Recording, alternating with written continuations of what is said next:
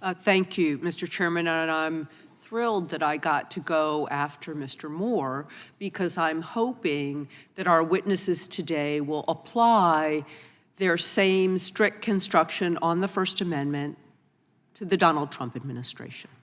I hope it doesn't matter who you think is violating people's free speech rights, who is doing the censoring, that you will have the same ethics and the same integrity.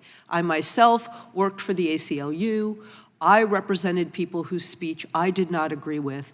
I believe we need a robust protection of the interchange of ideas. However, today, not last session when we had these hearings, today, the greatest threat to free speech in America comes not from the media, not from big tech, but from Donald Trump himself. And he has just made that plain. You don't even have to look around or have an investigative report. He's just telling us what he's doing. So this hearing today, unless we talk about the Trump administration as well, is not about protecting the First Amendment.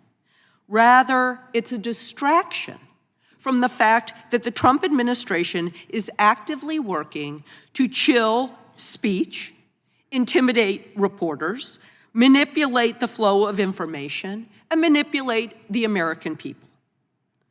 All true First Amendment threats from the leader of the free world. And let's be very clear. Trump thinks the First Amendment only applies to speech he agrees with. His administration, as we've heard, is purging journalists from press briefings, silencing reporters who dare to challenge him. CNN, The Washington Post, The Hill, all evicted from their Pentagon offices and replaced by outlets more favorable to the administration. We just had the recent AP kerfuffle over the Gulf of America. Why? Because this administration does not want accountability. It only wants propaganda.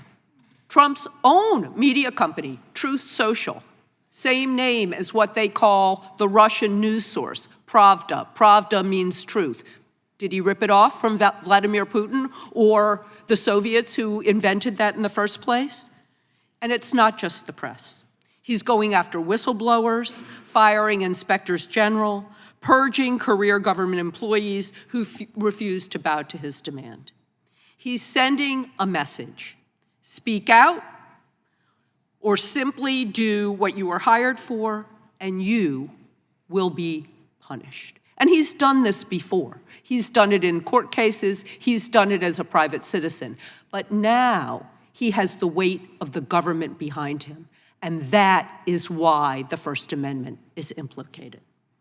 Now, my colleagues on the other side of the aisle, if they really cared about censorship, they'd be condemning these blatant abuses of power that leave our nation less safe. But instead, they either sit silently or they enable it. So let's talk about big tech. My Republican colleagues spent years attacking social media companies, claiming they were biased against conservatives, also starting their own, all because the Biden administration flagged certain posts, including one telling Americans to drink bleach during the height of the pandemic.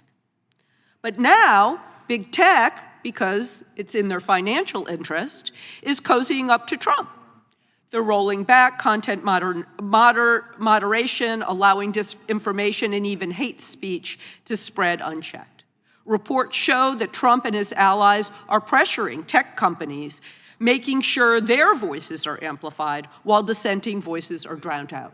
If you didn't like it during the Biden administration, you have to condemn it during the Trump administration. Facebook, also known as Meta, has gutted their content moderation and safety teams, rolled back hate speech standards, and when Trump was asked if the decision by Meta was a direct response to Trump's threats to Mr. Zuckerberg in the past, he said, probably. Yeah, probably. So when we talk about the First Amendment, It has to apply across the board. I'm frankly glad we're having this hearing today so that we have the opportunity to raise these concerns so early in this very dangerous administration. Thank you, Mr. Chairman, and I yield back.